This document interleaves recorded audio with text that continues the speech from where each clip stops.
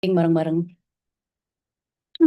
Bismillahirrahmanirrahim. Assalamualaikum warahmatullahi wabarakatuh. Apa kabar teman-teman semua? Alhamdulillah, Mungkin kabar baik. boleh dijawab pakai tombol reactions. How are you feeling today? Nah, oke. Silakan teman-teman. Oke. Wah, penuh cinta hari ini ya sepertinya. Oke, terima kasih teman-teman semua. Wow. Semoga teman-teman semua dalam keadaan yang baik karena ini kita santai aja ya. Karena sebetulnya eh, materinya ini bukan materi yang susah gitu kan. Karena semuanya pasti eh, mengerti bagaimana ketika bencana itu sebuah bencana itu terjadi. Tapi mari ada beberapa istilah mungkin yang akan saya sampaikan. Ini jatuhnya sharing, lalu bagaimana saya kaitkan juga dengan dari perspektif sains gitu. Jadi dan mungkin saya juga akan bercerita tentang pengalaman juga. Jadi semuanya nanti lebih ke sharing sih. Jadi kalau ada pertanyaan ataupun apa pengalaman yang ingin disampaikan itu silahkan gitu. Baik, saya mulai ya. Saya apakah boleh share screen? Oh ya sudah. Oke, sebentar. Ya, ini mic siapa yang bocor nih?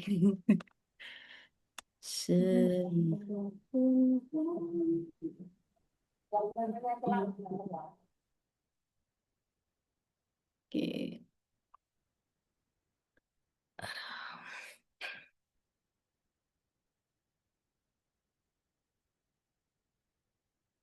Kalau di Indonesia bagian barat lagi jam-jam rawan nih. Jam ngantuk kalau di Jauh ngantuk. iya, kalau di bagian Indonesia Timur mungkin Udah sore. Kami udah. di tengah udah lumayan Oh nih. iya, yang di tengah juga udah mulai agak sore. Itu lagi ngantuk-ngantuknya juga tuh. Ya, kopi mana kopi?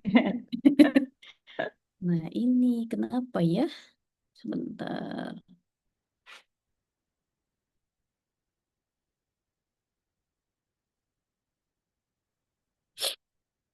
Hmm,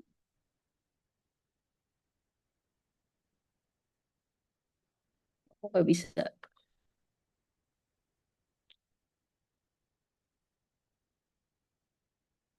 Oke, kita ke sini saja.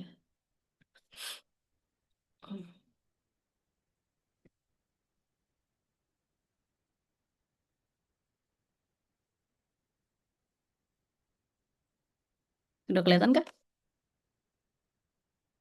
Udah, Kak, tapi belum Tapi belum present full full. screen ya? Iya, belum full screen. Itu dia. Apa yang tadi present full screen nggak bisa ya? So, Sudah. Bentar. apa apa, Kak? Kayak menunggu udah semangat. Aduh, mohon maaf ya. Sepertinya. Santai, Ya. Kak. Hmm. Nah, ini bisa nih harusnya. Oke, saya coba kembali ya, teman-teman. Hmm.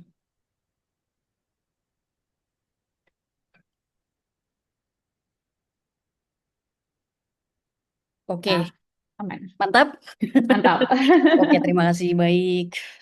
Sekali lagi, eh, saya senang bertemu secara online dengan teman-teman semua di sini. Yang pasti kita semua turut prihatin ya, teman-teman, dengan apa yang terjadi.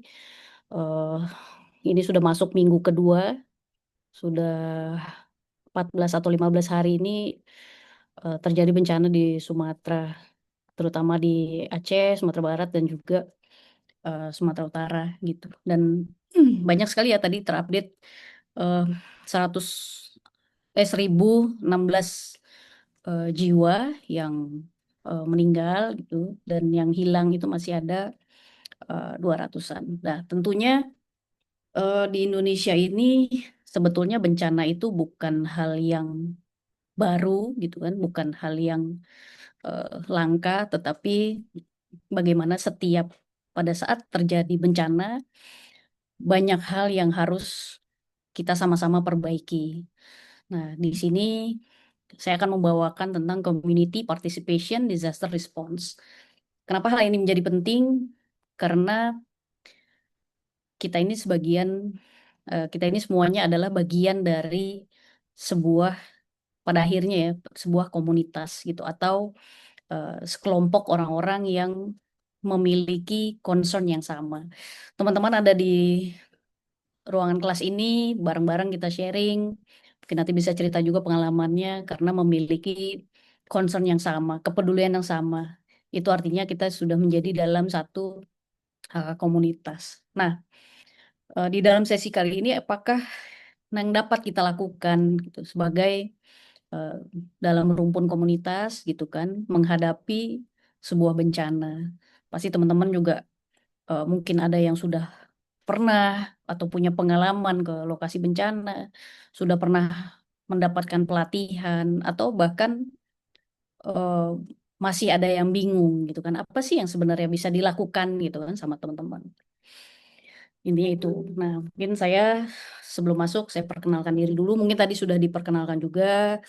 Eh, Nama saya Dini, saya founder dan CEO dari Sea Soldier Foundation. Nah, namun sebelumnya terlepas dari itu semua, sebetulnya saya juga ya warga atau masyarakat Indonesia biasa yang senang traveling gitu kan. Saya sudah mengelilingi Indonesia ini sudah 20 tahun sejak tahun 2005 dan sampai sekarang gitu. Sudah datangi sekitar 30 provinsi yang ada di seluruh Indonesia gitu. Dan akhirnya perjalanan itu membuat saya lebih mengerti sebetulnya tentang apa yang terjadi, tentang bagaimana orang-orang yang ada di setiap daerah atau di setiap pulau itu memiliki eh, keberagaman yang sangat tinggi. Bisa dibilang gitu. Mungkin teman-teman juga yang suka traveling bisa memaknai itu dan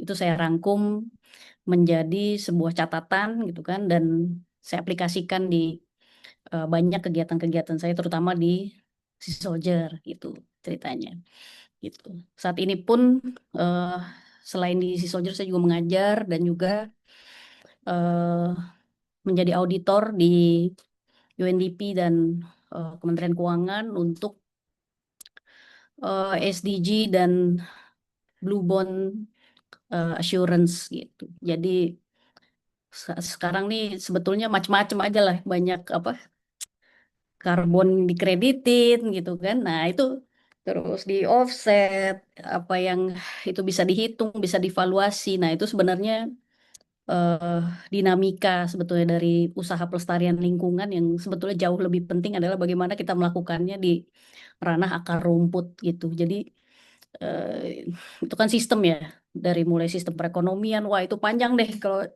eh, ceritanya kadang dilematisnya adalah kadang saya juga ngerasa itu setuju nggak setuju, tetapi eh, kita kan harus belajarin ya, pelajarin semua apa yang bisa dipelajari dan mengaplikasikannya dan ambil yang baik-baiknya, buang yang jelek-jeleknya. Gitu. Jadi semuanya masih proses sampai hari ini pun saya masih belajar, saya belajar sama Gawiria juga dan juga komunitas-komunitas lain seperti itu. Sebelum memulai, saya akan ada kutipan dari Rebecca Solnit. Dia ini adalah seorang aktivis dan penulis buku. Dia bilang bencana itu keseluruhannya adalah buatan manusia gitu. Nggak ada yang sepenuhnya itu alami atau emang alam sengaja untuk membuat bencana gitu. Nah, saya 100% setuju dari perkataannya beliau karena kalau disebut bencana alam ini sungguh nggak adil eh, dengan orang-orang yang terkena dampaknya gitu. Karena yang merupakan siklus hidrometeorologi seperti ya hujan, atau badai gitu. Itu semua kan itu secara alami terbentuk. Tapi kenapa itu bisa terbentuk? Kenapa bisa ada perubahan iklim? Semua itu diakibatkan sama manusia gitu. Jadi eh, di sini saya coba ingin mengajak sebetulnya kepada teman-teman semua untuk bisa kita renungi sama-sama. Selain itu, apa yang harus bisa kita lakukan gitu. Nah, sebelum masuk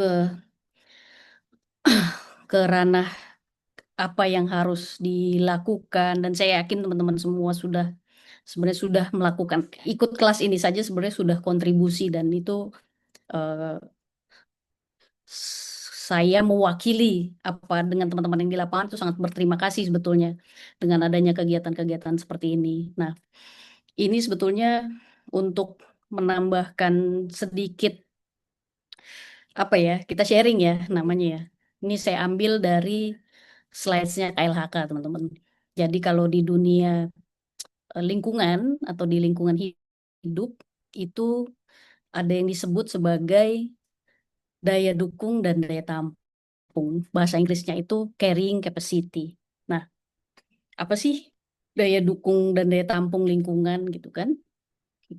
Kalau dilihat dari slides ini, daya dukung adalah keseluruhan lingkungan di lingkungan hidup ini gitu kan, ekosistem gitu kan, kehidupan ada di situ kan ada interaksi ya antara manusia dan juga ekosistemnya. Nah, itu yang mendukung bisa apa-apa yang membuat manusia ini hidup gitu. Begitu juga dengan daya tampungnya. Ini menurut eh, KLHK ya. Jadi segala yang ada di bumi ini gitu kan, di bahasanya apa ya, diekstraksi gitu kan, kayak pertambangan dan lain-lain untuk mendukung kebutuhan lingkungan. Nah, slide berikutnya juga saya ambil dari KLHK. Jadi ekosistem ini kan punya sumber daya alam, terus itu sebagai input dan outputnya adalah untuk menghasilkan kualitas hidup manusia, kita-kita juga gitu kan. Namun kedua konsep ini kalau buat saya gitu kan, saya juga dulu baca slide 2 ini nggak ngerti gitu. Pada akhirnya eh saya dapat ini dari dosen saya yang menyederhanakan agar bisa lebih dimengerti tentang apa sih sebetulnya carrying capacity itu di ranah lingkungan hidup dan apa hubungannya dengan kondisi yang terjadi sekarang gitu. Ini sebenarnya simple. Teman-teman bisa membayangkan kayak sebuah wadah atau bejana ini, itulah ekosistem yang ada di seluruh bumi kita gitu. Nah, apa isinya? Contohnya seperti hutan, laut, kan? Nah, hutan ini yang menampung air ketika hujan, yang pada akhirnya ada rantai makanan di situ, ada burung-burung, ada juga misalnya unggas yang bisa kita konsumsi gitu kan, padi jadi beras, terus laut dengan segala eh, isinya yang akhirnya kita makan juga. Di Indonesia itu lebih dari 50% protein itu ditopang dari laut gitu kan. Nah, keseluruhan ekosistem ini kan yang bumi itu satu gitu, yang menampung semua kebutuhan manusia, termasuk pertambangan itu ada di situ. Kita butuh apa? Pada akhirnya kita membutuhkan teknologi, percepatan teknologi, alih fungsi lahan semua ada di situ. Yang dikeluarkan lewat keran yang bawah, ya kan, untuk memenuhi semua kebutuhan kita. Nah, keran yang atas itu adalah usaha kita untuk mengelola atau memperbaiki ekosistem yang tanda petik sudah kita rusak. Ketika ada penebangan hutan, apakah kita sudah menanam kembali? Nah, karena bumi ini kan sebenarnya yang kita rasakan itu kayak unlimited, padahal sebenarnya sangat-sangat limited atau terbatas gitu. Di sisi lain, jumlah penduduk di dunia itu sifatnya eksponensial. Artinya nggak pernah ada tuh sejarahnya di dunia ini pertumbuhan penduduknya itu turun, tapi terus-terus bertambah. Mungkin saya lupa jumlah sekarang penduduk dunia itu ada berapa. Sudah di angka 8,5 miliar atau lebih. Nah, dari yang dulu mungkin cuman ya dulu berawal dari satu dua gitu kan beranak pinak gitu. Nah, tapi buminya kan tidak menggendut gitu loh. Ketika ekosistem yang di tengah bejana ini terus-terusan dikucurkan keluar untuk memenuhi kebutuhan manusia, kita harus bandingkan dengan usaha yang keran yang atas. Ketika itu lebih kecil dan keran yang bawah itu terbuka lebih lebar, maka lama-lama kan akan habis gitu loh. Itulah yang terjadi eh, kondisi sekarang ini gitu. Kita ibaratnya nih tadi dibilang wah kalau mau belajar mangrove nanam sama si soldier. Saya selalu bilang ya ini kita kayak nanam satu tapi dibabat 1.000 gitu kan. Nanam satu setiap nanam satu dibabat 1.000 gitu karena tidak pernah jadi tidak seimbang gitu loh. Bayangkan si bejana ini adalah konsep carrying capacity yang tadi. Jadi eh, apakah kita ini sebagai manusia itu menjadi si pembuka keran yang bawah kan udah pasti tuh kan kita pakai semua. Tapi apakah kita ikut andil untuk mengisi keran yang atas juga agar semuanya seimbang gitu. Nah, hal ini jadi terasa sekali dengan adanya banjir sekarang nih. Ya kan? Wah, tiba-tiba turun semua tuh yang namanya apa? Kayu-kayu gitu kan. Saya nggak mau berbicara politik di sini karena biarlah itu teman-teman bisa semua lihat di sosial media. Mau itu ternyata kayunya dari mana kek gitu. Tapi secara jelas dan pasti itu bisa jadi bukti nyata bahwa illegal logging ataupun alih fungsi lahan itu nyata, itu ada dan itu tidak sebanding dengan apa yang sudah diupayakan gitu loh. Jadi ada ketimpangan di sini karena udah terbukti banjirnya segitu parah. Yang namanya siklon itu kan memang sudah siklus yang normal gitu kan. Gitu. Jadi eh, yang terdampak dan korbannya adalah orang-orang yang sampai meninggal. Itu yang eh, terjadi ketimpangan di situ, ketidakadilan di situ. Ini yang membuat kita memilih mau berada di keran yang mana gitu. Oke, kalau ada yang mau langsung nanya, langsung aja ya, santai. Oke, sekarang sebagai sebuah community atau komunitas. Nah, sebenarnya di sini eh, kemarin itu kenapa saya pengen ngebawain topik ini karena secara perspektif gitu kan, saya pengen komunitas di sini kita samakan dulu artinya. Saya tidak ingin menunjuk komunitas sebagai sebuah organisasi tertentu. Misalnya nih, apa sih yang bisa dilakukan oleh sebuah komunitas? Artinya apa yang dilakukan misalnya oleh Gawirya, si Soldier. Saya nggak pengen menunjuk itu sebagai entitas ataupun organisasi. Karena kan sekarang ya sering kan kamu ikut komunitas apa sih? Tapi nggak merujuk ke sana ya. Rujukannya adalah komunitas di sini artinya ada sekelompok individu kita-kita ini nih. Kan nggak usah jauh-jauh deh gitu kan. Itu yang lagi berbagi dengan mungkin keresahan yang sama, keingintahuan yang sama, dengan eh, kalau misalnya semuanya ada di Indonesia, kita ada di lokasi yang sama, yang ingin membahas sesuatu eh, dengan eh, dengan cara tertentu. Ya, saat ini caranya adalah sharing lewat Zoom gitu kan. Nah, artinya kita adalah sebuah komunitas gitu. Itu yang pengen saya bahas di situ. Artinya apa? Semua yang interest di sini memiliki andil. Begitu juga nanti dengan komunitas-komunitas yang lain yang punya interest yang sama. Semua berkumpul.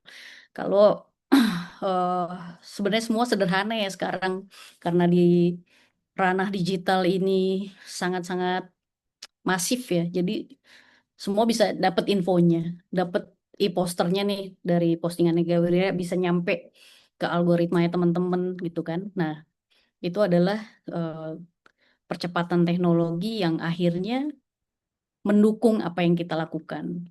Nah, oke, saya next. Eh,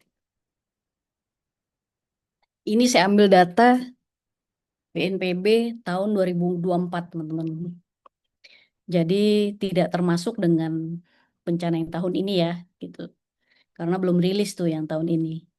Jadi belum tahu. Kita ambil dari contoh dari 1 tahun. Teman-teman bisa lihat di layar ya. Dalam 1 tahun di Indonesia itu ada 3.472 kejadian bencana. Dalam 1 tahun harinya aja cuma ada 360 gitu kan. Berarti per hari tahun 2024 itu rata-rata ada 9 atau 10 kejadian bencana. Itu banyak sekali teman-teman. Kalau dari apa di dunia siap negara yang paling banyak terjadi bencana, Indonesia mungkin itu nomor kalau nggak salah nomor 4 di dunia. Nah, dari 3.472 ini di tahun 2024, teman-teman bisa lihat yang paling banyak itu adalah banjir gitu. Jadi makanya tadi di awal saya bilang ini adalah bukan sesuatu yang asing sebetulnya, tapi kenapa setiap tahun masih aja banjir gitu kan? Berarti eh, padahal udah disebut sebagai bencana. Berarti sebenarnya ya udah hari-hari kita terima bencana gitu kan. Padahal ini sesuatu yang bisa dikelola atau dimitigasi dengan baik gitu. Nanti kita lihat kalau nggak salah sih juga dapat data di tahun-tahun sebelumnya bahkan itu setahun bisa 5 ribuan bencana. Nah ini pokoknya sesuatu banget lah di Indonesia itu. Selain kita memang negara yang berada di dalam istilahnya itu ring of fire gitu kan. Jadi dilewati oleh banyak gunung-gunung api yang aktif gitu. Apalagi terasa sekali tuh di Indonesia Timur gitu kan. Mungkin udah hari-hari gempa gitu kan. Itu yang menjadi apa ya? Sesuatu yang sebenarnya dari satu slide ini harus kita renungi gitu loh. Apakah ya udah angka-angka ini akan dinormalisasi gitu kan? Kalau iya ya sudah, begitu saja terus gitu. Ini mudah-mudahan terlihat ya. Pada saat terjadi bencana nih, apa di H titik hari pertama bencana, contoh kemarin banjir itu terjadi di tanggal 25 November tengah malam. Jadi udah beberapa menit sebelum tanggal 26 tuh saya ingat kemarin. Pada saat terjadi bencana, orang-orang itu kan lupa sebenarnya nih sama yang angka-angka ini kan. Nah, pada saat terjadi bencana sebenarnya ada tiga, tiga kelompok yang akan merespon. Yang pertama adalah survivors atau yang terkena bencana di lokasi itu. Apakah survivors ini macam-macam? Ada yang memang sudah siap, gitu kan? Ada yang memang nggak siap, macam-macam lah responnya. Ada yang apa? Mungkin lagi di posisi yang tidak baik, gitu kan? Nah, ini kan harus dikaji. Kenapa ada orang-orang yang siap, tetapi ada yang tidak siap, gitu kan? Apakah bencana itu semua mendatangnya mendadak, gitu kan? Atau bisa diprediksi sebelumnya? Yang kelompok kedua adalah eh, para pemimpin. Pasti mereka respon. Saya harus apa nih, gitu kan? Gitu. Apakah memantau dulu nih, gitu? Ini kira-kira parah nggak ya, gitu kan? Wah, kayaknya cuma heboh di sosmed doang gitu. Nah, itu banyak reaksi-reaksi yang dilontarkan gitu kan sama banyak sekali pemimpin pemimpin itu bukan hanya pemimpin pemerintahan, tetapi juga banyak sekali organisasi ataupun komunitas gitu kan, ataupun dari keagamaan gitu ataupun dari adat gitu, pasti akan respon. Yang namanya pemimpin eh, pasti akan bagaimana caranya supaya make sure gitu kan, eh, bahwa orang-orangnya itu aman, selamat, dan gimana keadaannya gitu. Nah, kelompok yang ketiga adalah responders. Ini mayoritas kita-kita ini yang tidak ada di lokasi bencana gitu. Kayak ya mungkin sebagian besar dari eh, kita semua gitu kan, yang hanya bisa menyimak gitu kan, yang apa eh, yang lagi duduk, yang lagi kerja, mungkin yang dengar beritanya dari berita gitu. Nah, orang-orang ini pun akan merespon dengan macam-macam. Ada yang panik, ada juga yang langsung telepon kalau ada keluarganya di lokasi, ngecek ke teman-temannya. Ada juga yang ya udah gitu kan, tunggu dulu. Ada juga yang langsung nyari, wah berangkat gitu kan, karena eh, merasa terpanggil. Ada juga yang ngecek ke dirinya sendiri, ngecek apakah daerahnya juga nanti ada kemungkinan potensi untuk eh, terjadi bencana juga gitu loh. Yang penting eh, kita harus aman gitu kan. Nah, itu macam-macam respon yang terjadi pada saat sebuah bencana terjadi. Apakah semuanya ini berjalan secara alamiah gitu kan? Ataukah dapat dikelola secara sistematis gitu? Jawabannya adalah yang kedua. Kita bisa semuanya itu dikelola secara sistematis. Karena apa? Karena eh, semua itu bisa dikelola dari sisi kebijakan pertama, pengetahuan, dan juga eh, bagaimana membentuk kita ini di Indonesia kan, di negara yang banyak sekali bencananya gitu loh. Apakah kita sudah dibekali dengan hal-hal yang kalau ada apa-apa nih mendadak kita semua siap atau tidak gitu. Nah, ini sebetulnya yang ingin saya jadikan awareness untuk teman-teman semua gitu. Lalu di sini saya ngambil di yang tadi kelompok yang terakhir ya, agar lebih relate ke kita semua. Karena terbagi dua lagi tuh, sebagai individu dan sebagai komunitas. Sebagai individu nih, responnya mungkin ada yang spread the news, awareness, pasti nge-share di apa, di story atau di reels atau di message di grup-grup keluarga, di teman-teman gitu kan, di perbincangan pada saat apa eh, teman-teman lagi nongkrong di kafe atau via telepon, itu secara tidak langsung, sadar atau tidak sadar, teman-teman sebagai individu sudah melakukan yang namanya spread the news atau awareness gitu. Nah, ada juga yang sebagai individu nih, contoh, ini hanya contoh sebetulnya ya. Ada yang ingin kontribusi, oh banyak nih yang apa, eh racing, apa namanya, fundraising gitu kan. Kita donasi. Oh yaudah nih lagi ada uangnya cuman ada sekian, kita donasi. Donasi itu juga ada gitu. Nah, sebagai individu juga ada yang langsung, wah gimana caranya supaya bisa turun ke lapangan gitu. Nah, ini yang nanti akan kita bahas lebih, karena eh, tentunya menjadi relawan itu hal yang sangat baik.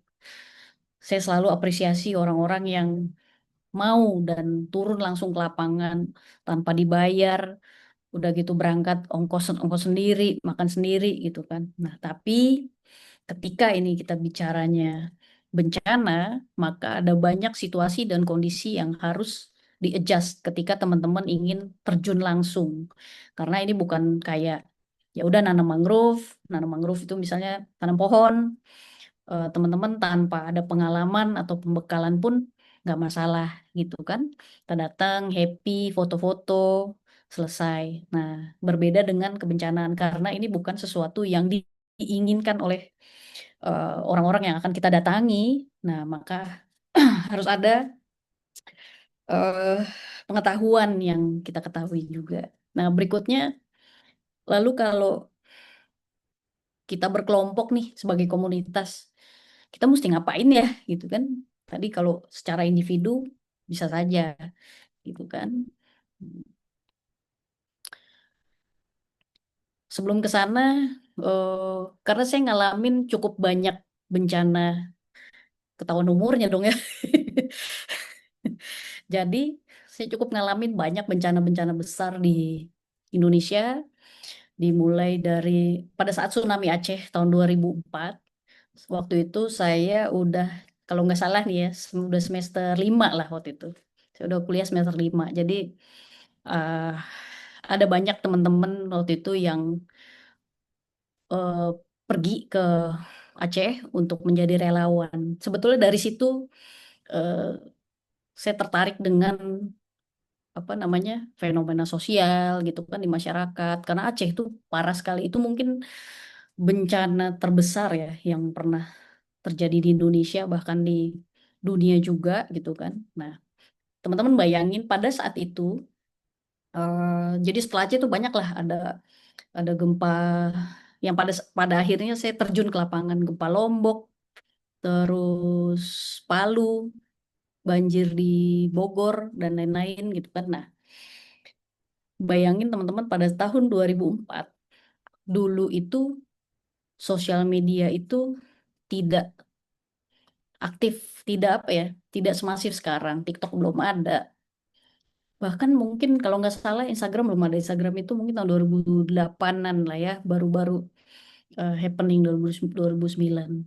Jadi belum ada digital phenomenon kayak yang sekarang gitu. Jadi semua berita, semua awareness itu datangnya ya udah dari internet gitu kan. Tetapi tidak eh, jarang sekali ada open donation kayak sekarang yang dilakukan secara digital. Dulu relawan itu turun ke jalan, ini sebagai sebuah perbandingan ya, tunggu jalan, kita ngamen, terus sambil bawa-bawa kardus gitu kan. Ya mungkin sekarang masih ada yang lakuin tapi sedikit lah gitu. Dan itu dilakukan sama banyak sekali eh, mahasiswa-mahasiswa, termasuk saya salah satunya waktu itu ngamen ke apa ke kafe-kafe, ke food court gitu kan. Nah, itu untuk eh, disumbangkan gitu, dibelanjakan sumbangkan. Jadi sebetulnya polanya sama, tetapi medianya yang berbeda. Nah, saya perhatikan ini saya munculkan di sini karena ini sangat menarik di platform digital fenomenon ini yang terjadi. Bagaimana sebuah apa ya, sebuah platform digital itu karena sudah menjadi kultur di Indonesia, ini jadi sebuah kekuatan yang baru di masyarakat atau di komunitas. Dan teknologi ini jadi memungkinkan kita semua untuk saling terkoneksi dan lebih cepat lagi, terus lebih luas dan lebih inklusif. Jadi ini sesuatu yang buat saya sih positif ya, buat saya positif dan ini sebuah fenomena yang juga bisa dikelola. Jadi ini bukan tentang bagaimana Ferry Irwandi bisa satu hari dapat 10 miliar, bukan soal angkanya gitu kan, tetapi bagaimana dulu nggak ada seperti ini gitu loh. Ini eh, sebuah fenomena yang baru gitu. Jadi eh, si Soldier pun juga merasakan. Jadi kami kan ada program namanya si Soldier Tanggap Bencana. Ini contoh saja dan sudah ada 10 tahun dari 2015 program ini berjalan. Nah, memang pada saat terjadi bencana, eh, si Soldier Tanggap Bencana ini memiliki respon digital yang semakin masif di 3 tahun atau 4 tahun belakangan pasca COVID lah gitu kan. Karena dulu kami juga masih manual tuh, keliling-keliling bawa-bawa kotak gitu kan. Nah, ini hal yang nanti teman-teman bisa melanjutkan untuk mengelola gitu kan, karena ini tidak bisa lepas lagi nih dari komunitas kita gitu kan. Semua kita menggunakan digital. Jadi eh, nanti ada caranya nih untuk bagaimana menyikapi sebuah teknologi as a person maupun as a community. Nah,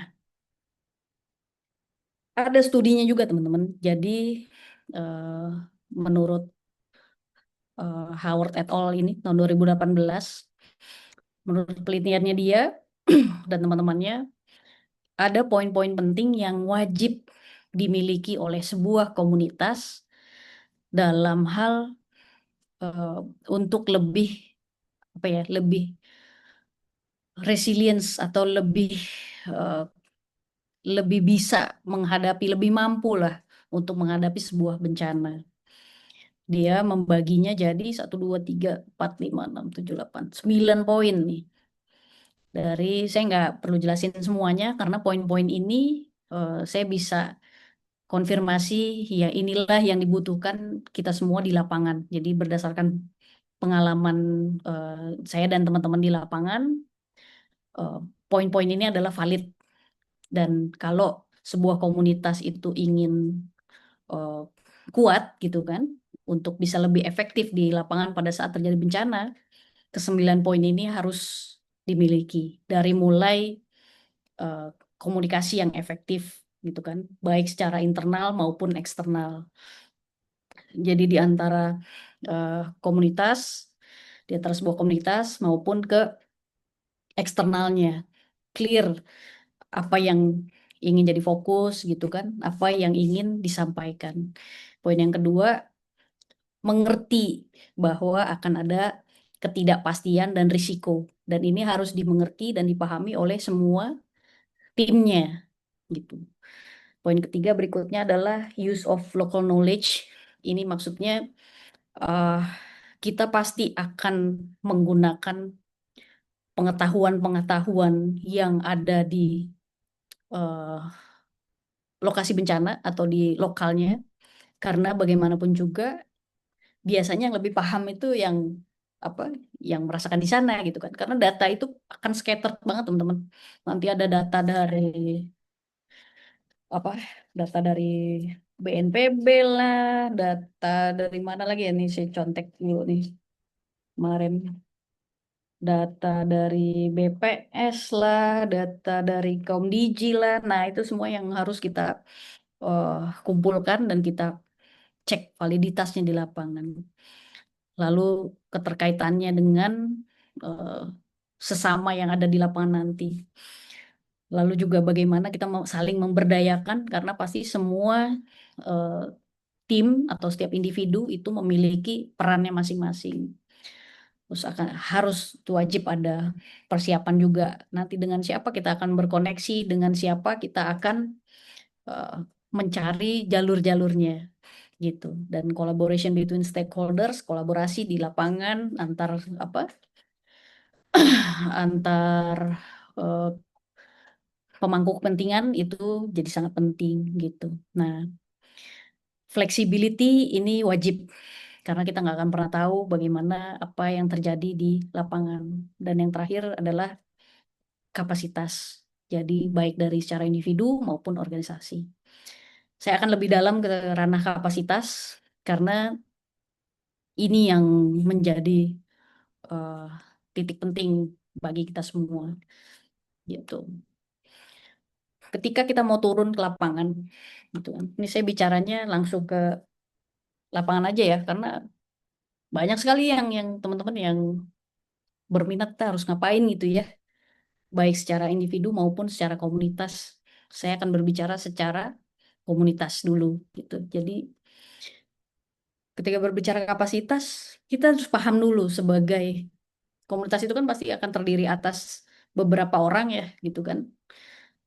Coba brainstorming kita-kita ini apakah orang-orang yang akan lebih mumpuni. Nah, ini sebenarnya contoh ya. Jadi tidak tidak hanya 5 poin ini yang dibutuhkan di lapangan, tetapi banyak sekali. Ini contoh yang paling sering. Apakah kita-kita orang ini yang mumpuni untuk memenuhi kebutuhan logistik? Logistik itu macam-macam. Ada yang apa namanya?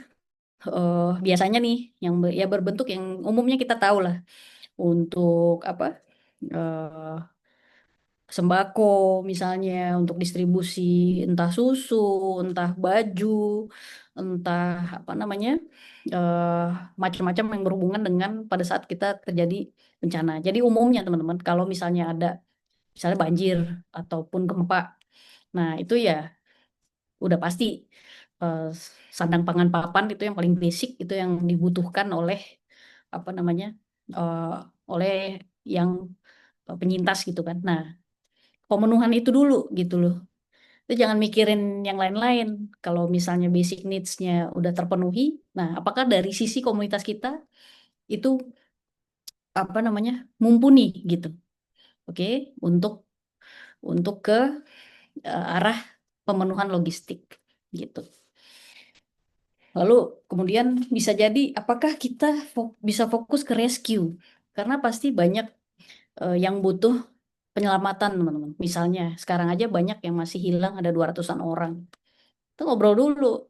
Setiap kita apakah udah pernah nih dapat misalnya udah pernah dapat pelatihannya belum? Udah pernah rescue atau belum? Kalau belum, apa yang menjadi dasar teman-teman ingin rescue? Apakah sudah ada yang mendampingi gitu kan? Jadi fokus. Nah, jika ada teman-teman banyak dokter gitu kan, apakah sudah mumpuni nanti pada saat di lapangan itu akan mengurusi medis. Terus yang kemudian ada pos sosial atau psychic gitu kan. Karena biasanya di lokasi itu banyak sekali misalnya anak-anak ya kan yang tadinya bersekolah gitu kan, tadinya bertemu dengan teman-teman, bermain, akhirnya hanya diam-diam gitu kan di entah di posko ataupun di apa eh, di rumah tumpangannya. Nah, biasanya ada kelompok atau komunitas yang memang fokus ke pemulihan secara sosial, ajak anak-anaknya bermain gitu kan. Terus bikin, saya nggak setuju sih dengan istilah trauma healing karena itu beda lagi. Karena kalau udah bicara trauma itu artinya seharusnya yang mengerjakan adalah orang-orang yang seperti psikolog atau apa psikiater seperti itu karena trauma ya. Nah, kalau misalnya ngajak main, ngajak kuis-kuis, games ke anak-anak itu biasanya sebatas post sosial atau untuk sharing lah bahasanya seperti itu.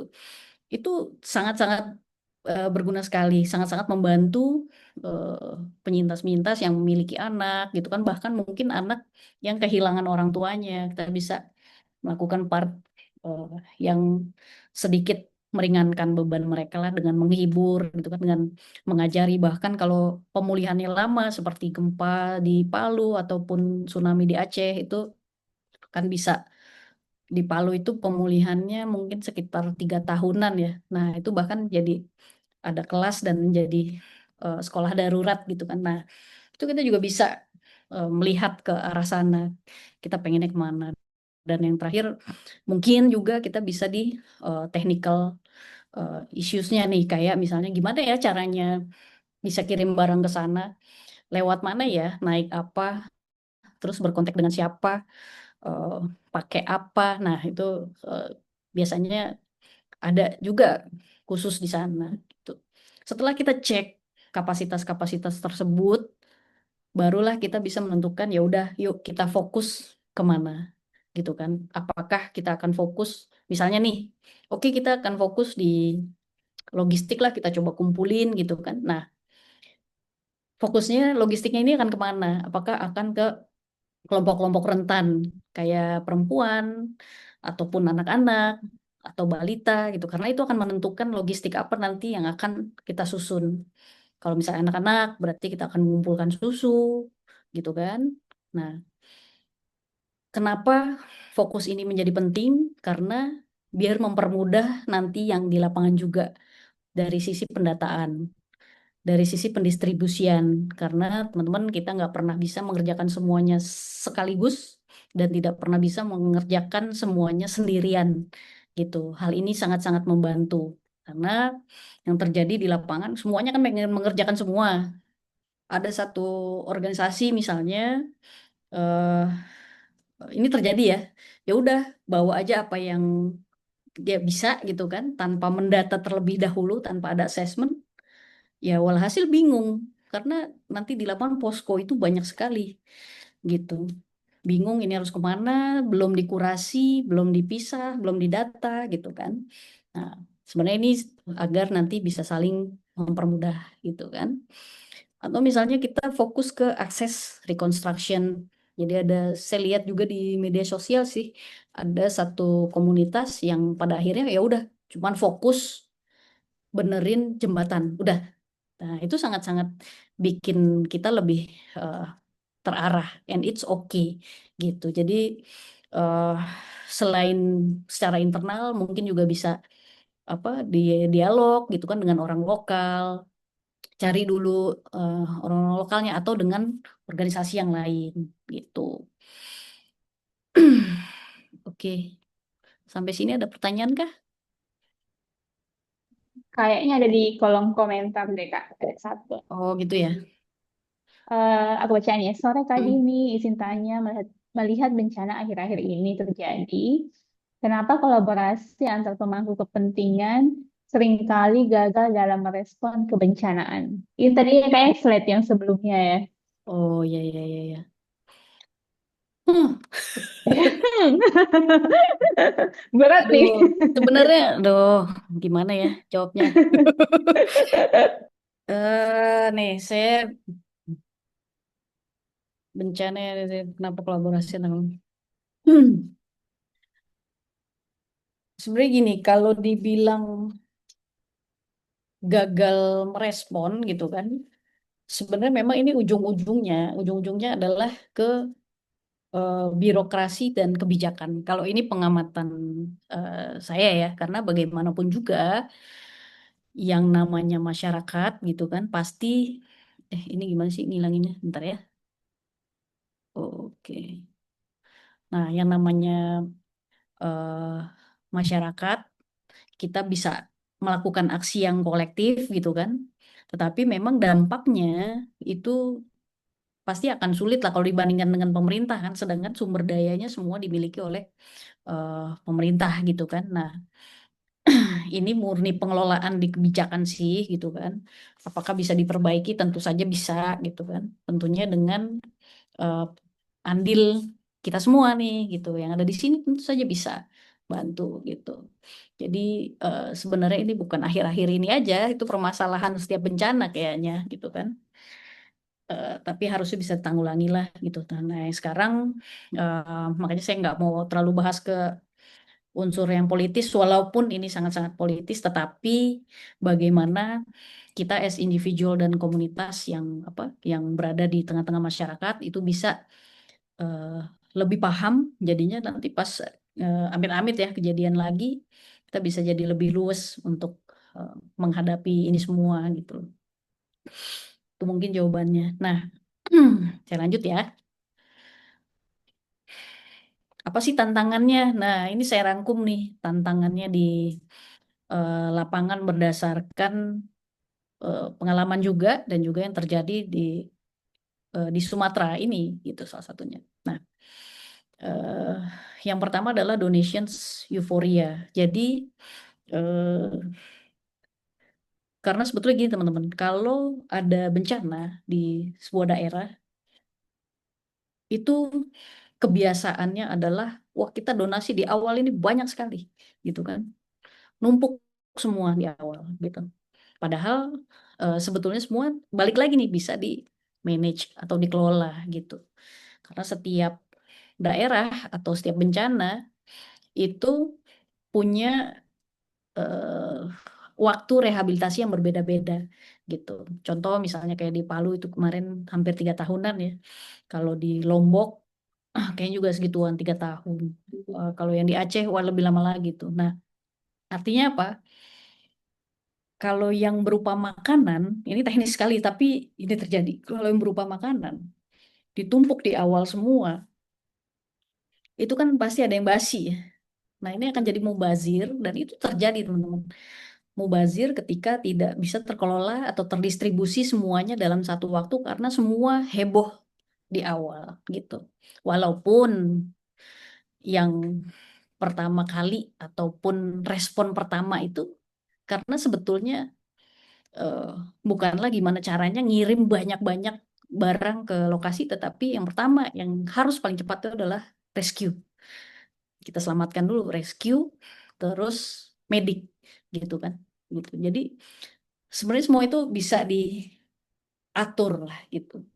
Dan teman-teman yang menggalang dana pun dari sisi yang menggalang nih gitu kan, eh, itu bisa lebih berkelanjutan sebetulnya. Jadi bukan masalah ini harus di apa ya, diamprukin semua di awal, tapi bagaimana nih dibagi, karena nanti ada masa pemulihan gitu. Kita kan ngelihat banjir, oh banjir udah surut kok, ya, tapi banjir surut aja rumahnya masih tenggelam gitu kan. Nah itu pemulihannya berapa lama? Kita nungguin jalan yang bolong dibenerin aja kan lama. Ini apalagi satu daerah yang sangat-sangat luas itu lama sekali.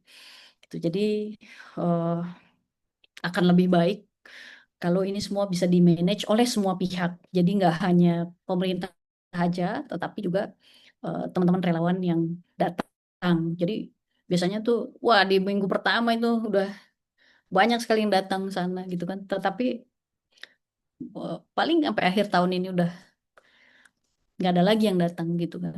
Itu yang harus dikelola sama-sama. Nah, yang kedua adalah eh, ini himbauan sih jatuhnya. Ini tuh dari tantangan juga di lapangan. Teman-teman harus ingat bahwa bencana ini bukan waktunya kita untuk declutter atau membuang barang-barang yang tidak kita pakai. Karena dari zaman dulu yang saya lihat langsung ya, karena itu Aceh sampai hari ini kemarin di Sumatera adalah itu penumpukan itu akan selalu ada penumpukan barang-barang bekas. Pasti ada. Kalau apalagi waktu di Lombok itu kalau ditumpuk mungkin udah jadi gedung berapa lantai gitu. Itu kacau sekali. Karena terlepas dari niat baik ya, kadang-kadang kan kita pasti dari apa, dari sisi penerima bantuan ya udah apapun kita pasti terima gitu. Tetapi ini dilihat dari sisi kenyataannya di lapangan itu nggak kepake gitu. Ini ini aja nih berita lama sebetulnya. Dan ini terjadi lagi di Sumatera. Makanya setiap kita mau menyumbangkan itu ada baiknya cek dulu apakah yang mendistribusikan, pihak yang mendistribusikan ini benar-benar membutuhkan gitu loh. Karena kadang kalau misalnya orangnya lagi kurang, kita juga nggak sempat untuk kurasi yang pertama gitu kan. Jadi saya harap kita semua lebih bisa memikirkan hal ini ya gitu.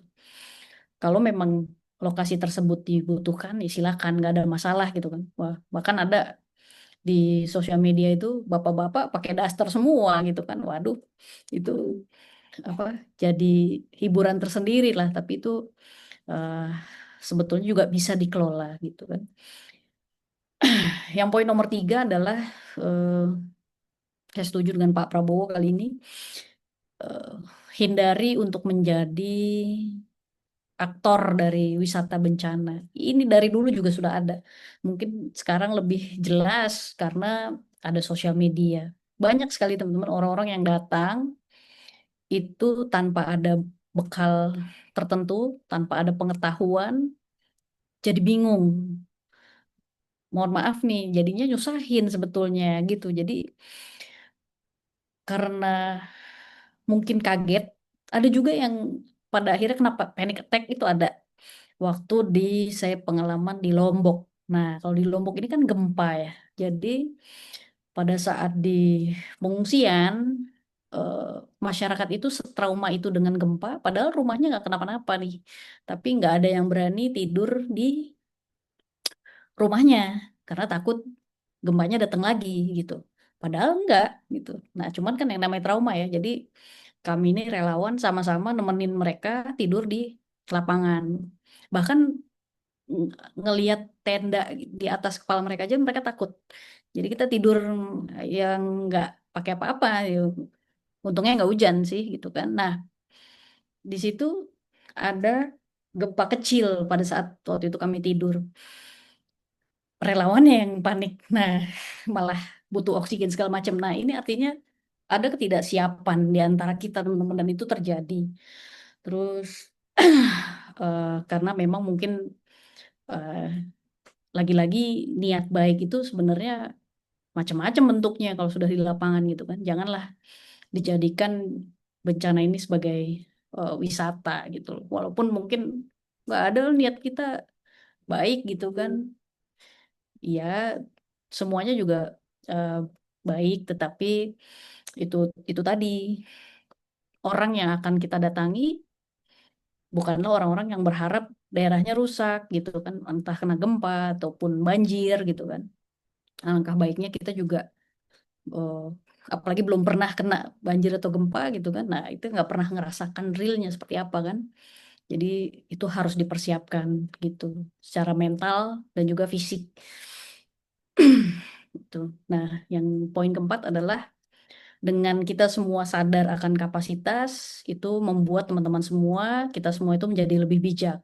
Gitu. Itu saya sangat salut dengan orang-orang yang eh, sadar akan kapasitasnya. Saya mau bantu, tapi di poin A, B, C, saya mau belajar dulu. Jadi menyadari hal-hal tersebut buat saya itu adalah orang-orang yang sangat bijak gitu. Nah, poin yang terakhir adalah ini lebih ke sisi komunitasnya. Ketika eh, teman-teman menggalang dana dengan amanah dan tepat sasaran, itu otomatis akan membentuk integritas gitu. Nah, ketika integritas ini terbentuk, ya kan, kan itu tidak instan ya. Nah, ini akan dipercaya. Jadi setiap ada mungkin nanti aksi-aksi yang lain, banyak pihak yang akan percaya sama kita gitu kan. Nah, ini akan membuat karena kalau dengan percaya itu eh, kita yang di lapangan pun jadi lebih luas juga gitu kan. Kalau bayangin kalau ada orang donasi nih gitu kan. Ini tergantung ya, balik lagi kan ke orangnya. Kadang-kadang eh, curiga, boleh dong gitu, silakan gitu kan. Misalnya saya ngasih nih 100.000, emang mau dibeliin apa sih gitu kan. Nanti jangan lupa dokumentasi ya apa gitu segala macam. Nah, itu wajar gitu loh. Itu ada eh, apa namanya?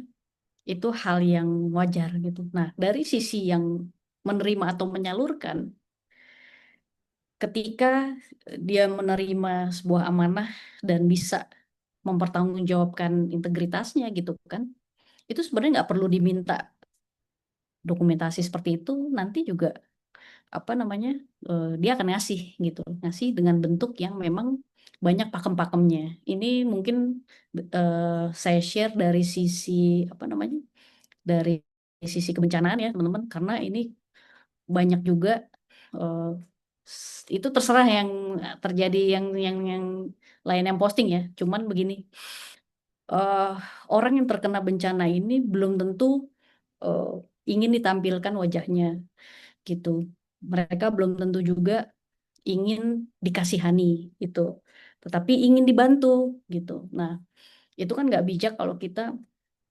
memposting eh, muka-muka mereka, apalagi yang anak kecil ya gitu kan, tanpa konsennya mereka gitu kan, itu tampil di mana-mana. Kecuali itu dengan konsen, itu tetap harus ada kaidah-kaidahnya, harus kita respect, harus ada etikanya juga di sosial media. Itu yang dijaga eh, oleh si soldier juga gitu. Kemarin eh, dapat cerita sih dari tim yang di lapangan, karena memang baju-bajunya hanyut semua, ya minta tolong jangan diposting karena yang ibu-ibunya tidak berhijab gitu, karena hanyut ya, itu kita harus respect gitu kan. Jadi eh, banyak hal lah kalau untuk di ranah kebencanaan ini yang memang one of a kind sih, another level lah dibandingkan dengan kegiatan-kegiatan sosial lainnya gitu. Tapi hanya 5 poin ini yang bisa saya rangkum agar mempermudah pemahaman kita semua. Oke, lanjut. Nah, ini sebenarnya di ranah digital sebelum saya masuk. Saya disclaimer dulu. Ada di karena eh, saya lagi sering baca-baca tentang apa digital fenomenon yang tadi, dengan postingan orang-orang, dengan reaksi teman-teman. Jadi saya baca-bacain tuh kadang-kadang komentar-komentar dari apa orang-orang gitu kan. Misalnya ada postingan yang apa, eh, orang-orang komentarnya apa, itu lagi saya perhatiin sekarang. Nah, ada istilah-istilah di dunia digital dan sebuah aktivisme di sekarang, terutama di sosial media, yang pada akhirnya menjadi relate dengan eh, Gen Z yang pertama atau masyarakat di Indonesia secara umum gitu. Jadi eh, inilah perilaku yang membentuk kita gitu, karena kan sebuah aktivisme atau aktivisme itu sebetulnya kalau kita tarik mundur ke belakang, itu sebuah aksi yang memang kita turun ke lapangan. Kita turun ke lapangan, kita berbuat sesuatu, baik itu di ranah sosial atau apapun, yang memperjuangkan sesuatu, itu aktivisme. Tetapi di dunia digital sekarang, ini ada pergeseran atau timbul makna-makna baru. Nah, ada dua istilah yang ingin saya perkenalkan, ataupun mungkin teman-teman udah tahu gitu kan. Jadi kita bisa sharing di sini, karena ini menarik, yaitu performative activism sama selectivism. Ada dua nih. Ini yang pada akhirnya membuat konotasi ataupun atau maknanya negatif. Jadi pada akhirnya mesti dihindarin. Nah, keduanya ini mirip tapi beda. Yang pertama itu yang performative activism. Jadi contohnya itu eh kalau nih kita tuh kayak seneng dijadiin spotlight ataupun perhatian di sosial media gitu kan. Kita posting, misalnya kita berangkat ke sebuah lokasi bencana, karena ini yang kita lagi ngomongin bencana ya, kita berangkat nih ke Sumatera, memang bener-bener pengen ya udah kelihatan keren, kita posting di antara kayu-kayu itu gitu kan. Pokoknya biar yang pertama likes-nya banyak, popularitasnya naik gitu kan, terus terlihat keren gitu, wah banyak yang muji lah, wah keren banget segala macem gitu kan. Nah, ini terjadi teman-teman, dan ini bukan bukan bukan saya yang ngomong ya, maksudnya ini sebuah studi yang pada akhirnya melahirkan terminologi ini gitu, namanya performative activism. Jadi kenapa ini terjadi, karena banyak yang melakukan gitu, banyak yang melakukan, dan pada akhirnya membentuk kepada, jadi impactnya nggak ada, real impactnya itu nggak ada, keduanya ini gitu. Jadi nggak ada yang benar-benar ada manfaatnya buat orang-orang yang di lapangan gitu. Misalnya apa namanya, eh dulu kalau teman-teman ngikutin ada hashtag BLM atau Black Lives Matter, itu jutaan orang di seluruh dunia itu pakai hashtag itu tanpa dia tahu maknanya itu apa gitu. Saya lihat juga banyak teman-teman di Indonesia gitu kan, public figure yang pakai pada saat itu ya, pakai hashtag itu, tapi sebenarnya nggak ngerti maksudnya apa gitu kan. Nah, si jadi make hashtag yang trending gitu. Apakah hal ini buruk? Belum tentu, tetapi pada akhirnya tidak membawa kita itu ke dampak yang real, itu yang mau disampaikan. Nah, jadi eh, berisik tuh di apa, di sosial media. Nah, apa yang bisa kita ubah dari kebiasaan ini gitu kan? eh Kalau dari apa? Dari yang saya baca nih dari sini ya, dari kasus ini, misalnya kita bisa kok petitions, signing petitions ini banyak di ranah digital juga gitu kan. Terus apa? Dulu zaman dulu nih, balik lagi ke zaman dulu. Kalau mau tanda tangan petisi itu harus offline, harus ngumpulin bener-bener real tanda tangan. Kalau sekarang kan udah bisa digital ya, gitu. Atau dengan donating, walaupun secara digital tapi ada real impact-nya. Itu yang dimaksud dengan performative activism. Nah, selectivism yang kedua ini lebih apa namanya? Lebih eh, sama tapi nggak sama gitu, karena motivasinya beda gitu. Karena kalau yang selektivism, kalau yang si performative activism ini kan pengen pengen dilihat gitu kan. Kalau selektivism sebenarnya nggak pengen dilihat, cuman ya ya udah, kalau ada ya apa, ada isu-isu tertentu ya udah cuman ya udah nge-like, nge-retweet, bahkan mungkin nggak baca isinya gitu loh. Yang baca berita mungkin cuman baca judulnya doang, terus ke-trigger sama judulnya karena clickbait, akhirnya di share gitu loh. Jadi eh, itu bedanya. Dan ini terjadi sampai akhirnya ada terminologi selectivism. Itu perbedaan mendasarnya itu, kalau yang performative activism itu dimotivasi oleh gambar-gambar yang cantik-cantik gitu kan. Terus fokusnya adalah ingin terlihat. Nah, tapi bisa juga misleading. Nah, kalau yang selectivism itu eh, ya kenyamanan aja karena emang nggak mau berbuat lebih gitu kan. Tetapi eh, yang gampang fokus on easy participation sama kebanyakan adalah pasif. Jadi keduanya kesamaannya adalah sesuatu yang belum tentu buruk, nggak buruk juga, tetapi memang nggak ada impact, nggak ada real impactnya gitu loh. Dan ini terjadi. Ini dua hal yang ingin apa namanya saya share terlepas dari apa yang kita lakukan gitu kan. eh Semoga apa ya, apa yang eh, saya sebenarnya pengen diskusi juga sih sama teman-teman juga untuk bagaimana teman-teman merespon apa sih yang ada di pikiran teman-teman ketika melihat bencana yang sekarang terjadi. Ini ada sebuah buku judulnya Silent Spring. Ini buku yang saya suka banget, tulisannya Rachel Carson. Buku ini ditulis pada tahun 1960-an. Tetapi ketika teman-teman baca hari ini, itu masih sangat sangat sangat relate gitu loh. Tentang apa perusahaan-perusahaan lingkungan yang ada di dunia pada saat itu, padahal pada tahun 60-an ya, tapi sangat-sangat relate dengan sekarang dengan bahasa yang amat mudah dimengerti lah. Jadi ini salah satu buku yang selalu saya baca berkali-kali. Mungkin udah 3 atau 4 kali saya baca buku ini dan eh, bagus sekali teman-teman. Ini saya rekomendasikan sebagai penutup. Kira-kira sekian. Semoga berkenan teman-teman semua. Saya membuka ruang diskusi. Terima kasih. Wassalamualaikum. Waalaikumsalam. Wah, seru banget nih materi dari hari ini. Kayak ada pertanyaan lagi nih, satu dari Rika di kolom komentar langsung aja mungkin ya, Pak. Boleh-boleh. Sebenarnya pertanyaannya dari Kak Rika, sebenarnya informasi tentang langkah preventif kebencanaan kan sudah banyak di media sosial. Wah, kayaknya Rika nih Gen Z nih. Dan kita semakin muda Rika mana Rika? Iya, Rika mana Rika? Dan kita semakin Coba mudah kenalan dong mendapatkan kita. Hmm. awareness. Jadi kayaknya Rika memang sebenarnya udah tahu kan tentang itu.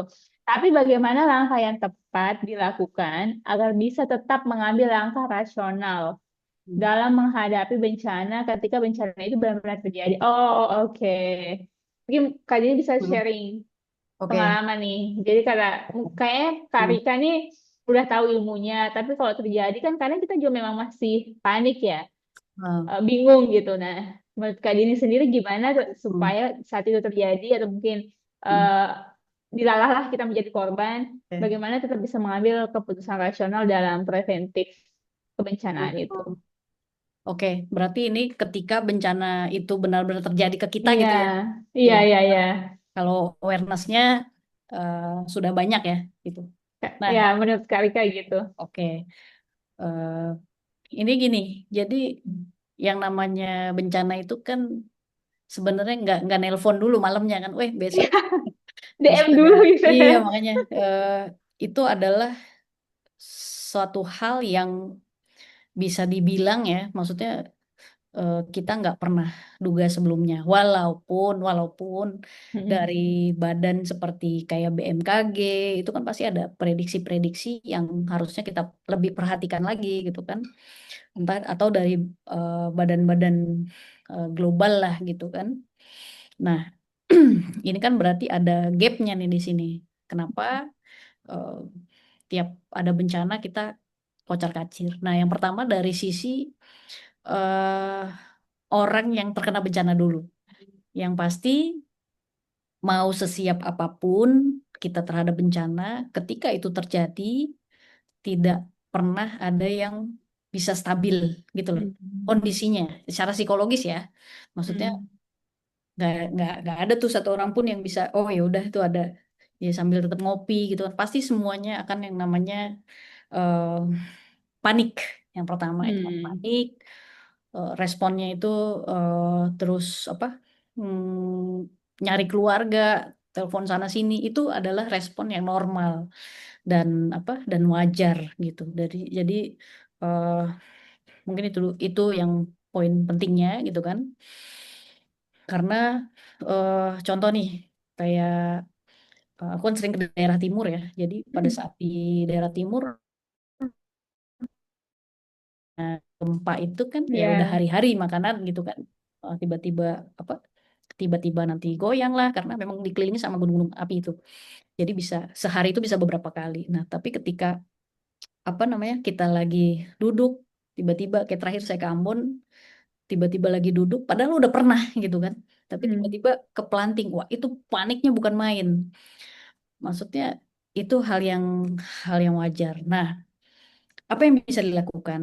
Jadi eh udah banyak sebenarnya ini saya ada contoh ya kayak apa namanya yang seminimal mungkin bisa kita lakukan ya itu dengan mempersiapkan apa namanya ada tas siaga bencana namanya. Oke. Itu sangat ngebantu teman-teman. Apa aja tuh Kalau isinya, Kak? jadi Tas nih, siaga bencana itu. saya saya saya bisa share sih yang resmi dikeluarin sama BNPB nih. Oh, tas BNPB. Ada nih kayak gini nih, kelihatan nggak Mhm. teman-teman? Oh, oh iya, iya, iya. Bagian Nah, bawah itu ya. yang paling bawah nih, Mhm. nah, itu kan ada apa dokumen-dokumen yang vital, terus kesehatan, ada logistik juga. Nanti disesuaikan sama jumlah apa keluarga gitu kan, terus ada center. Tahu nggak teman-teman? Pada saat saya ke daerah bencana, Mhm. ada beberapa warga yang udah nyiapin itu, nyiapin tas Ah. bencana ini. Walaupun shock orang-orangnya terus keluarga, tetapi eh, itu sangat membantu. Pada akhirnya mungkin bisa jadi menyelamatkan dia dan keluarganya gitu. Dan itu terjadi Mhm. setiap apa datang ke wilayah bencana ada, tapi kenapa nggak bisa semua orang kan gitu. Jadi Mhm. eh, kasusnya sedikit sekali yang memang udah nyiapin itu gitu kan. Mungkin kalau di kota malah dianggapnya aneh kali ya gitu kan.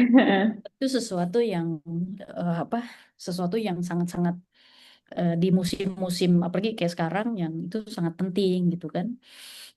Nah, itu kebantu banget. Itu bisa bisa di apa? Bisa dilakuin tuh gitu kan. Nah, mungkin yang pertama kita bisa mulai dari diri sendiri dulu untuk siapkan itu. Terus apa namanya? eh ya berasa-berasa aneh dikit, nggak ada masalah sih. Maksudnya eh karena kenyataannya itu sangat ngebantu gitu. Bahkan kemarin juga ada yang saya baca berita yang di Aceh itu ada sekeluarga yang aksesnya keputus di apa di kalau nggak salah yang di apa namanya tuh Meriah Bener itu daerah situ Mhm. Mhm. karena keputus banget tapi dia bisa sampai bertahan hampir 1 minggu karena ibunya itu udah nyiapin tas bencana itu untuk Mhm. keluarga gitu jadi cuman kan itu one of a kind ya nah misalnya Ya. eh, makanya itu selain awareness tapi sebagai orang-orang yang aktif di sosial media kita juga melakukan yang namanya eh, ajakan atau CTA atau call to action gitu. Jadi untuk teman-teman bisa lebih aktif biar banyak yang mempersiapkan seperti itu. Gitu. Jadi itu nggak aneh ya tenang aja. Jadi orang yang bilang itu aneh ya amit-amit nanti kejadian kan. Ya. Nah itu bisa dilakukan.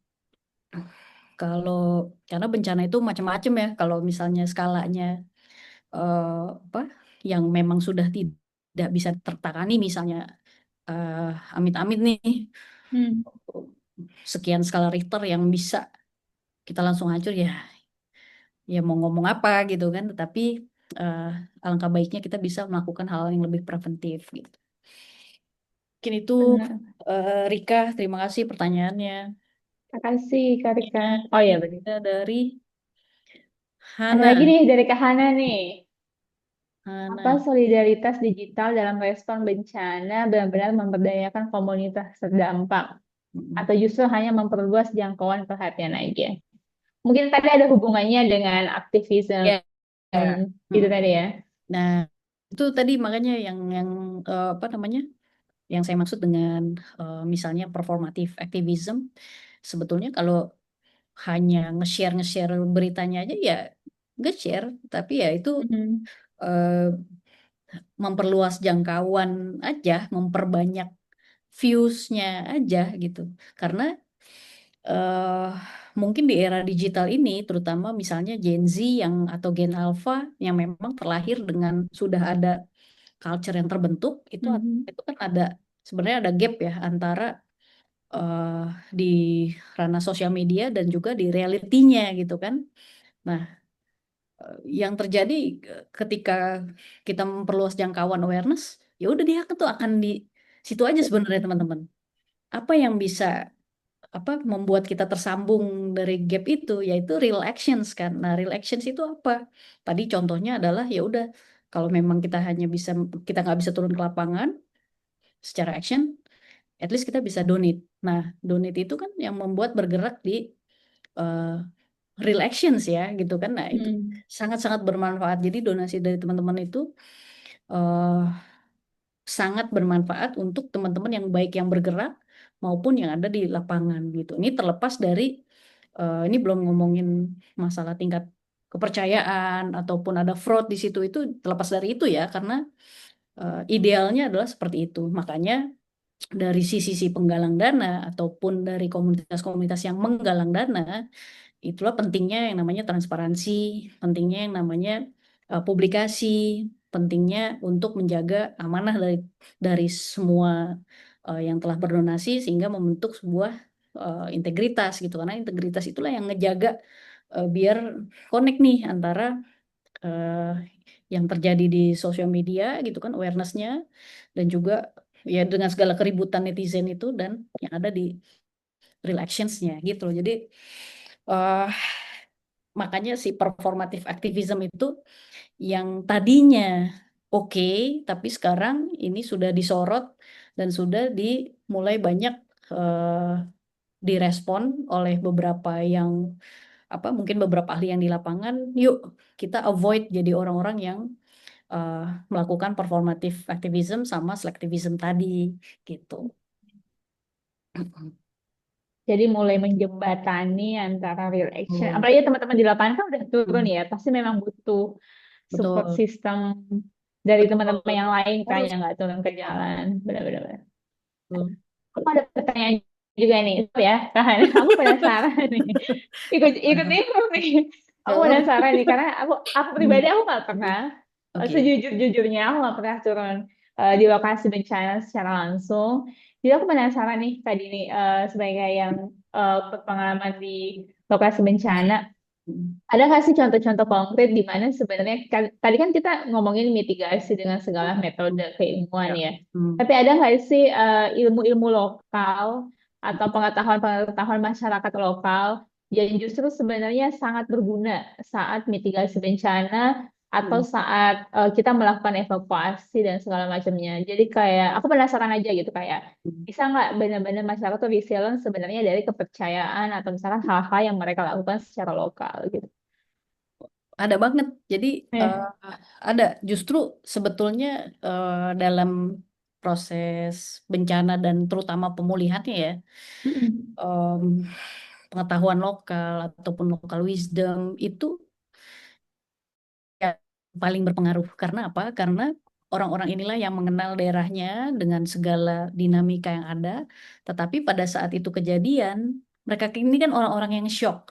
Iya kan. Pada saat shock, bingung kan dengan Mm, mungkin bahkan yang terkena bencana itu bukan orang yang susah juga gitu kan, bukan orang mm, yang nggak punya duit, bahkan mungkin mm, punya tetapi nggak bisa, bu, ya yang mau dibeli aja nggak ada gitu kan, ada duitnya tapi barangnya nggak mm. ada kan gitu kadang. Nah, apa namanya? Di dalam kondisi yang pertama trauma, mungkin kehilangan keluarga, inilah butuh orang-orang yang dari luar dulu untuk Hmm. recovery itu, gitu kan, untuk dibantu. Biasanya, makanya responnya itu, kalau dari pengalaman saya ya, itu harus selalu rescue dulu, rescue, rescue, rescue dulu, untuk yang di hari pertama. Hmm. Karena eh, bayangin banyak sekali kan dengar cerita ada yang nyari keluarganya berhari-hari, Ya. gitu kan. Nah, itu yang kita bantu, kita semangatin sama-sama. Itu ngaruh-ngaruh sekali teman-teman. Jadi Hmm. eh, nanti dari situ eh, mereka bangkit gitu kan. Nah, sebenarnya dalam satu komunitas, baik komunitas lokal maupun yang eksternal yang datang, itu bisa pakai yang poin-poin yang tadi tuh. Hmm. Nah, itu juga bisa diberlakukan di ranah lokal. Nah, begitu sudah mulai pulih, biasanya misalnya di kalau di seminggu 2 minggu pertama kan masih biasanya tinggalnya entah di posko gitu kan, untuk daerah-daerah yang terdampak yang parah ataupun di pengungsian. Nah, ada di yang unik, bukan yang unik ya, maksudnya yang seperti Hmm. di Aceh, yang saya tarik benang merahnya kalau di Palu sama di Lombok. Ini nanti mereka akan mulai ngebangun yang namanya hunian sementara atau huntara gitu. Dan yang ngerti banget caranya itu biasanya orang-orang lokal. Gimana cara bangun rumah dari bambu gitu kan. Hmm. Mereka tahu bambunya di mana. Itu eh, justru waktu itu orang-orang lokal yang waktu itu dibangun. Kalau dari si Soldier sih di mana ya, di Lombok. Nah, itu ibaratnya kita bantuin manpowernya aja, tapi yang dari Hmm. bambunya, gimana cara bikinnya, itu kan Hmm. ilmu-ilmu yang orang kota nggak punya tuh. Iya. Gimana caranya bikin apa hunian sementara Pasak-pasaknya gitu ya. yang layak gitu kan, itu Hmm. dari bambu. Itu Hmm. eh, menurutku lokal-lokal wisdom yang eh, apa ya, kayak di Mentawai deh contohnya. Hmm. Eh, di daerah yang jarang bambu, pada saat waktu itu gempa, Hmm. itu mereka bisa cari kayu-kayu dari pohon durian misalnya. Nah, itu kan kita yang di kota ini juga nggak tahu gitu kan, pohon apa yang bagus. Durian yang mana gitu. Iya, duriannya yang mana yang boleh kan, yang boleh dipotong dan layak untuk dijadikan hunian gitu kan. Nah, itu sangat-sangat berguna sih. Jadi memang ada tahapan-tahapannya untuk merespon itu. Jadi setiap orang yang kena bencana nggak pernah akan ada yang siap untuk itu, walaupun mungkin secara teknis atau alat siap, tetapi yang namanya psikis gitu kan, apalagi kehilangan keluarga, wah itu udah nggak bisa mikir apa-apa sih gitu. Jadi nggak bisa tuh dituntut, kamu kan ada ilmunya tuh bangun rumah, Iya gitu mau kan. nggak Hmm. nggak bisa. Itulah yang dibutuhkan dari pihak eksternal untuk cepat apa sampai ke sana, untuk Hmm. akses dari sisi aksesnya yang terputus yang di mana itu duluan, rescue, baru setelah akses betul kan baru jadi barang-barang bisa masuk semua. Karena gini, Hmm. jadi setiap ada apa daerah bencana itu pasti eh, lomba-lomba pada bikin posko namanya. Oh, Hmm. A B C D dari organisasi A B C D. Nah, jeleknya ini Hmm. kekurangannya ya, yang Hmm. apa pengelola Sering dari terjadi ya. pengelolaan ya. Posko ini nanti ngumpul di daerah yang ya udah di satu daerah tertentu. Ya. Makanya banyak yang nggak kebagian. Ada cerita itu nggak kebagian. Nah, ya itu terjadi gitu. Karena apa? Karena memang nggak sampai ke sana gitu loh. Jadi Hmm. eh, kapasitas itulah makanya harus diaseskan, siapa sih yang lebih mampu untuk bisa masuk ke daerah yang lebih terputus misalnya gitu kan. Kan ibaratnya kalau komunitas kan mungkin terbatas ya kapasitasnya. Hmm. Boro-boro punya helikopter gitu kan. Berarti pendanaannya pun nggak begitu besar gitu. Makanya Hmm. di Soldier pun sebenarnya juga ya udah, yang penting kekumpul apa yang bisa Hmm. dimaksimalkan gitu kan. Nah, ya udah gitu. Gitu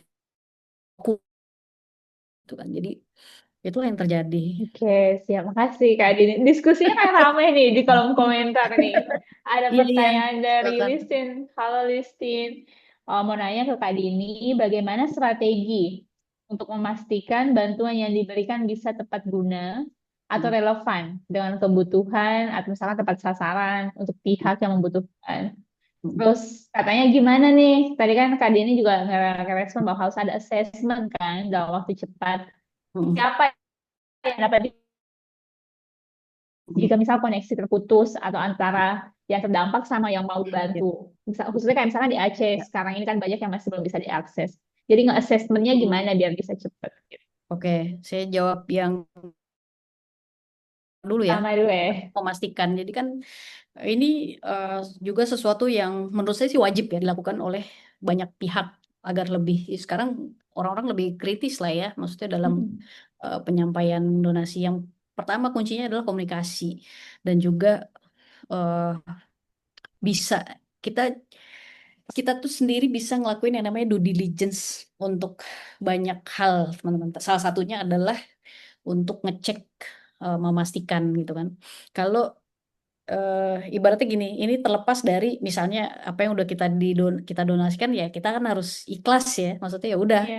pokoknya udahlah gitu kan. Nah, tapi Hmm. di sisi lain kita kan juga pengen dong apa yang kita donasikan itu tepat guna atau relevan. Makanya dari sisi donor atau donatur ini harus bisa jeli juga mana eh, memilih, untuk memilih ya, karena kan punya hak untuk memilih dengan siapa dan kemana teman-teman itu akan mendonasikan. Teman-teman punya hak untuk menghubungi mereka untuk bertanya, apa namanya, setiap organisasi itu pasti punya fokus yang beda-beda gitu. Jadi yang kita lihat kan semua menggalang dana nih, ya kan? Mm-mm. Semuanya menggalang, tapi eh, setiap yang menggalang itu pasti punya fokus yang beda-beda gitu. Misalnya ada yang fokus yang tadi tuh, yang ada di slide, ada yang fokus Logistik, gitu-gitu logistik, tuh. ke akses, ini semuanya bermanfaat Akses. kan. Nah, itu tinggal apa, kita pilih gitu. Ketika kita lihat, kalau dari yang sekarang kan justifikasinya ada di publikasi ya, atau di Hmm. sosial media. Mungkin itu bisa jadi penilaian. Mungkin juga kalau emang teman-teman punya penilaian yang lain gitu kan, atau mungkin ada misalnya ada teman gitu kan, itu kan bisa tanya gitu loh, bisa browsing juga gitu kan. Organisasi ini fokusnya kemana sih gitu kan? Bisa kok. Kita punya hak untuk apa, bertanya gitu kan.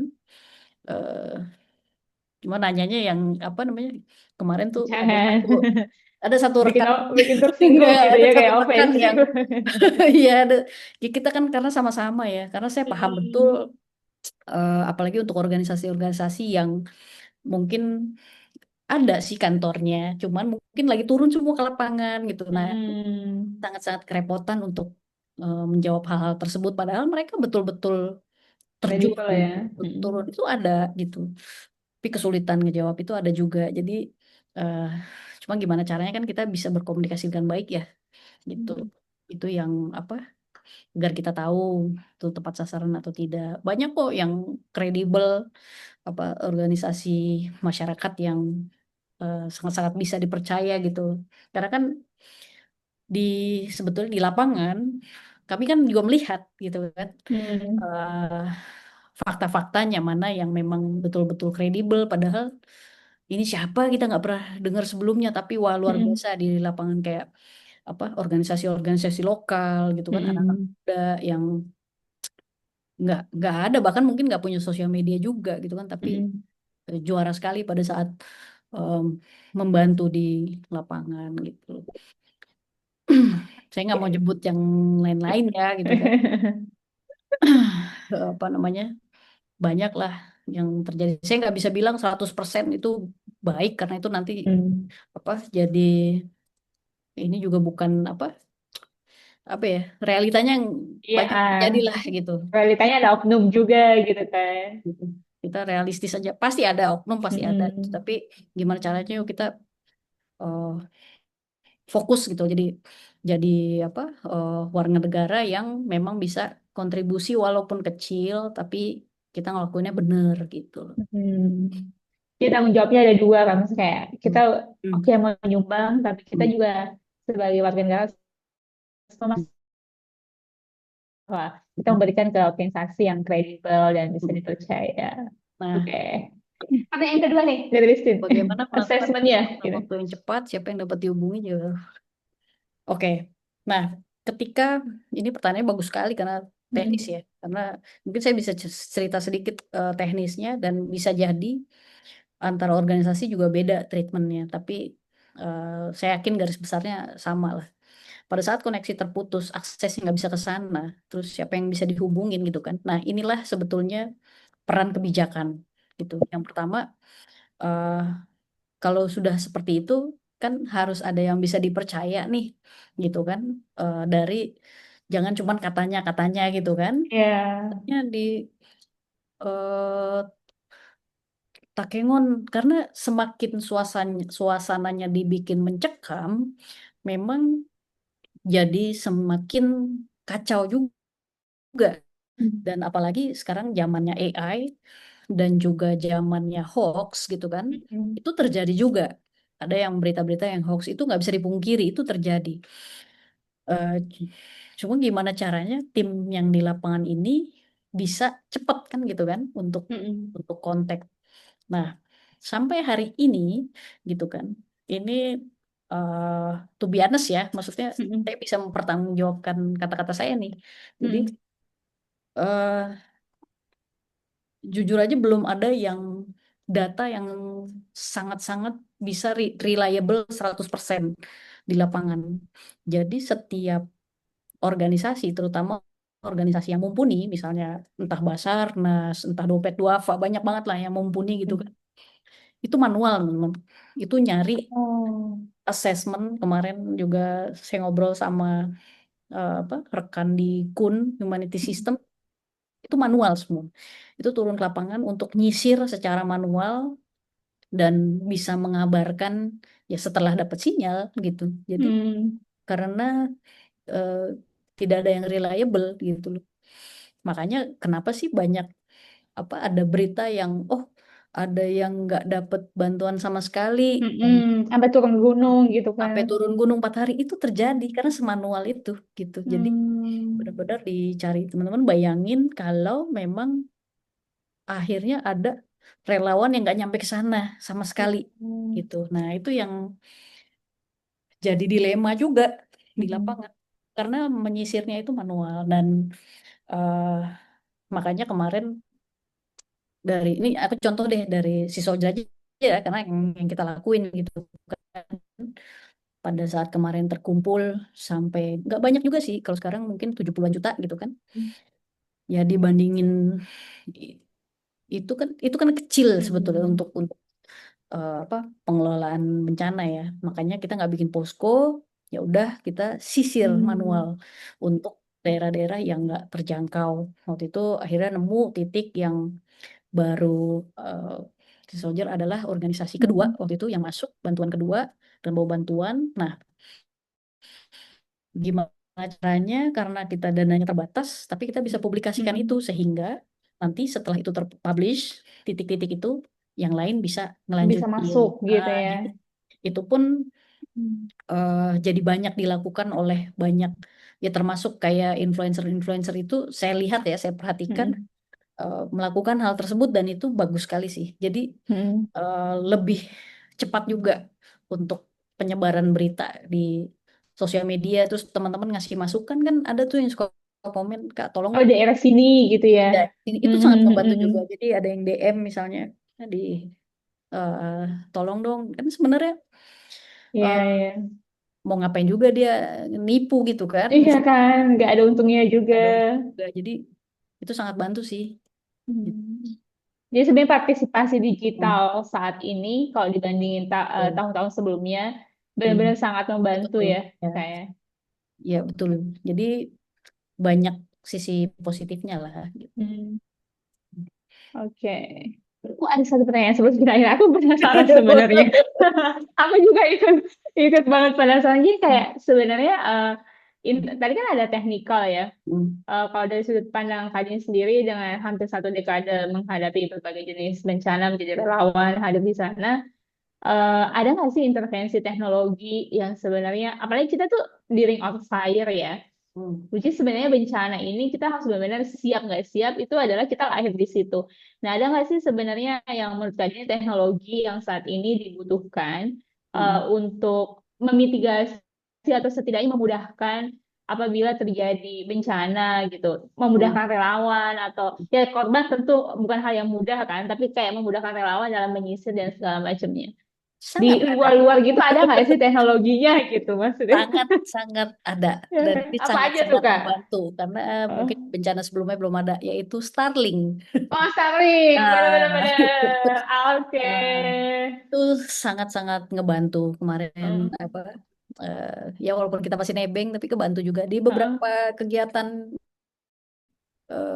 si soldier ataupun kegiatan yang lain yang nggak ada sinyal. Starlink itu mm, eh, sangat helping lah gitu kan, dan baiknya itu lebih diperbanyak lagi gitu kan, karena itu mm. sangat-sangat reliable. Ketika koneksi terputus bisa kebantu, sangat kebantu. Yang kedua adalah drone. Oke. Nah, drone itu bahkan sekarang kan ada yang bisa ngangkat barang kan. Iya, Kenapa ya nggak ada drone-drone-nya? iya ya. Harusnya itu jadi Patungan beli drone apa ya? iya itu tuh Oh iya ya sangat-sangat benar-benar.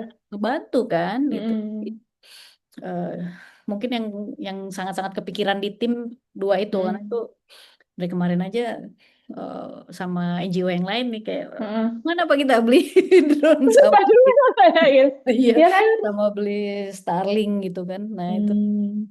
dua itu sih Ber- sangat sangat membantu. Berarti kayak sebenarnya juga buat saran juga ya buat mungkin pemangku kebijakan atau Ya, orang-orang yang